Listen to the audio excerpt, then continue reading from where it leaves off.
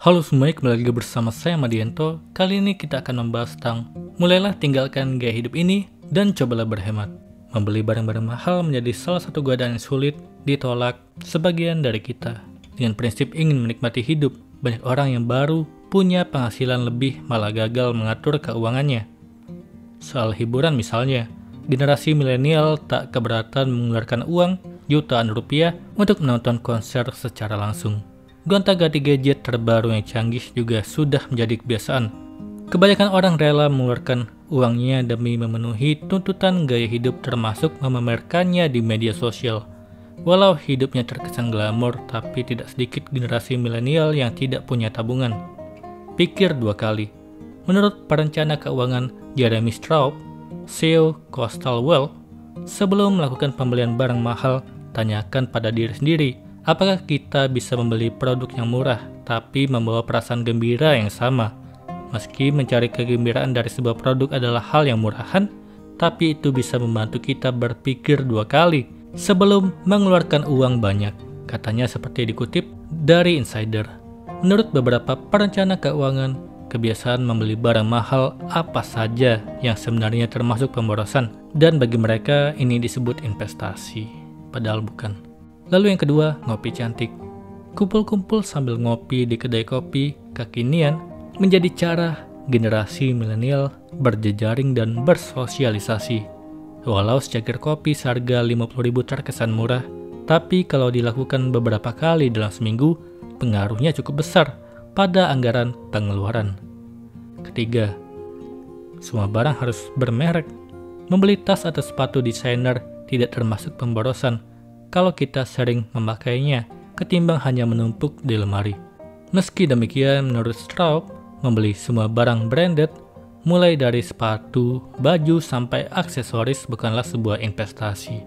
Lakukan mix and match dan keluarkan uang untuk membeli satu atau dua barang desainer yang akan sering kita pakai dan bisa dipadankan dengan beberapa jenis outfit. Gadget baru. Setiap kali membaca berita akan diluncurkan gadget terbaru, kamu mungkin tergoda untuk mengganti ponsel lama. Perencana keuangan Rob Weber mengatakan, terkadang ponsel baru hanya memiliki sedikit perbedaan fitur dengan model sebelumnya. Misalnya, iPhone 14 yang bisa mengisi baterai lebih cepat dari iPhone 13. Apakah kita bisa baik-baik saja tanpa memiliki fitur itu? Keempat, furnitur yang besar. Orang cenderung mengeluarkan uang banyak untuk furnitur yang besar dan mahal demi memenuhi gambaran rumah ideal. Tapi untuk mereka yang sering berganti selera interior, kebiasaan ini adalah pemborosan. Kelima, makan di restoran. Tak ada yang salah dengan makan enak di restoran, tapi jangan hanya tergiur untuk makan di restoran atau kafe yang sedang ramai diobrolkan di media sosial. Pilihlah restoran yang bisa memberi kita pengalaman menyenangkan tanpa harus membobol tabungan. Itulah tadi, tinggalkan gaya hidup yang mahal ini dan mulailah berhemat. Kali ini kita akan membahas tentang cara menghemat biaya hidup agar keuangan bisa selamat. Biaya hidup yang tinggi memang menjadi persoalan yang sangat susah untuk dilepaskan. Terkadang biaya hidup yang tinggi merupakan tuntutan situasi perekonomian negara terkini, membuat kita terperangkap dengan situasi yang ada. Di sisi lain, biaya hidup yang tinggi juga kerap dipengaruhi oleh lingkungan tempat tinggal, khususnya di daerah perkotaan besar, terutama di ibu kota. Banyak juga kasus di mana biaya hidup yang tinggi dihasilkan dari gaya hidup yang menuntut banyak pengeluaran.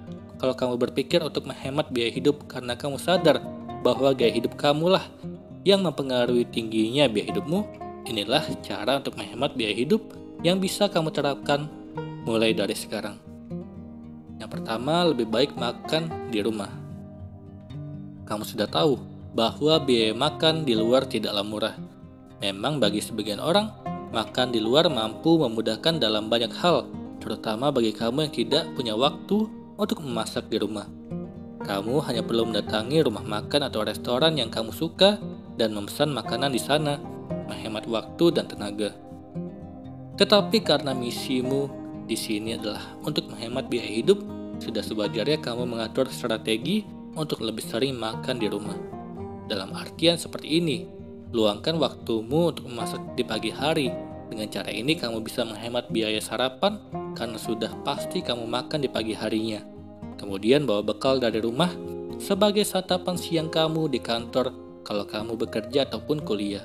Kamu juga bisa menyiapkan bekal untuk makan malam kalau memang harus lembur, atau kamu merasa akan sampai di rumah lebih malam karena macet misalnya. Biaya bahan baku makanan jauh lebih murah ketimbang total biaya makan di luar. Jadi perbanyak kesempatan untuk memasak sendiri dan makan di rumah menjadi salah satu cara untuk menghemat biaya hidup. Kedua, kurangi aktivitas nongkrong atau kegiatan hiburan lainnya. Banyak sekali orang yang senang dengan aktivitas di luar rumah seperti nongkrong ataupun kegiatan yang berkaitan dengan hiburan lainnya. Kalau kamu termasuk salah seorang di antaranya, ini saatnya kamu mengurangi kegiatan tersebut. Pengeluaran yang besar dimulai dari yang kecil. Misalnya ketika nongkrong di sebuah kafe, meskipun kamu hanya memesan kopi, dan jika rutin kamu lakukan, berapa pengeluaran kamu selama sebulan hanya untuk memesan kopi? Itu hanya dari kopi.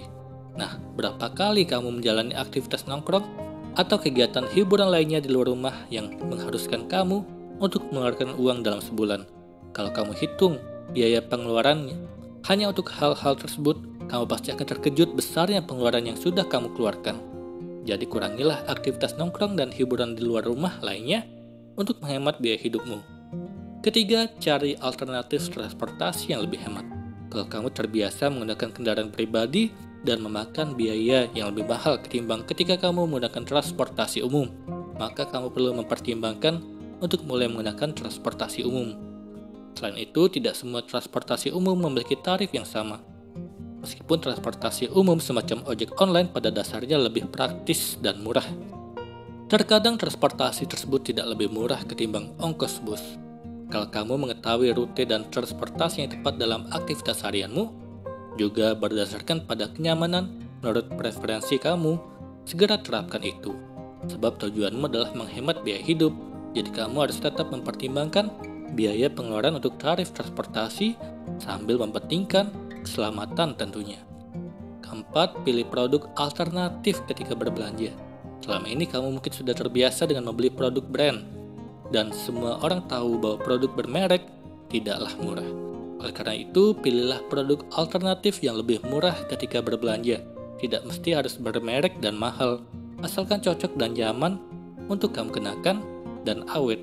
Banyak sekali produk di luar sana yang sangat berkualitas dengan harga yang jauh lebih murah meskipun mereknya tidak sepopuler merek favoritmu. Karena kamu ingin menghemat biaya hidup, maka kamu harus mempertimbangkan kebiasaan untuk membeli produk alternatif yang berkualitas dan lebih murah ketika berbelanja. Kali ini kita akan membahas tentang cara mengelola keuangan secara baik dan optimal. Memastikan bahwa kamu memiliki kualitas finansial yang kuat serta kondisi yang independen secara finansial di masa depan merupakan niat yang baik untuk dimiliki. Tapi dalam mewujudkan impian tersebut, niat saja tidaklah cukup.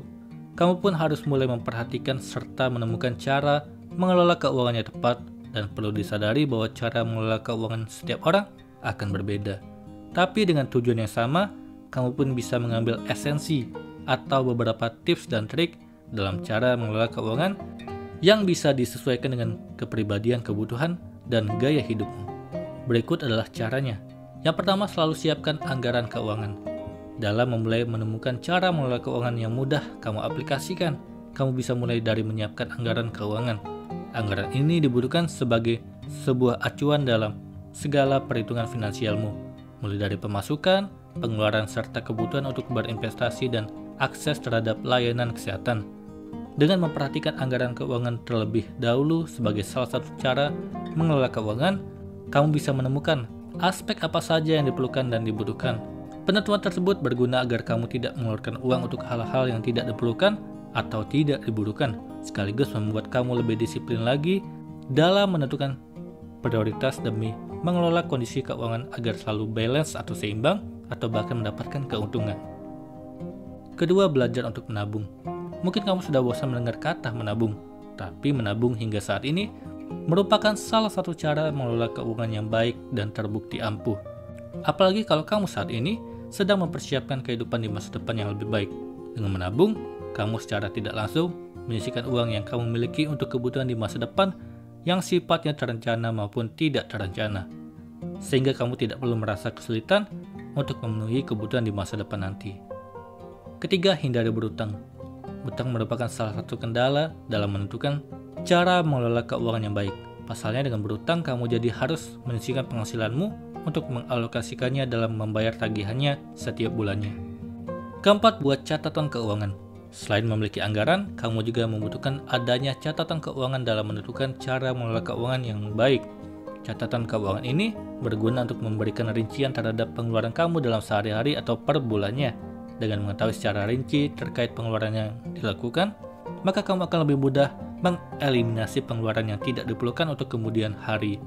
Kelima, atur anggaran sesuai prioritas kebutuhan.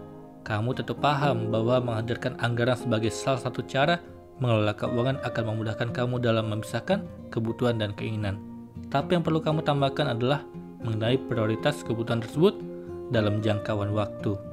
Kamu bisa membagi prioritas kebutuhan dalam anggaran kamu sesuai dengan waktu yang dibutuhkan, mulai dari kebutuhan sehari-hari, sifatnya yang per bulan, hingga di masa yang lebih panjang lagi, seperti menyiapkan keperluan dana demi membeli tempat tinggal atau memulai usaha secara mandiri, karena memiliki bayangan kehidupan di masa depan.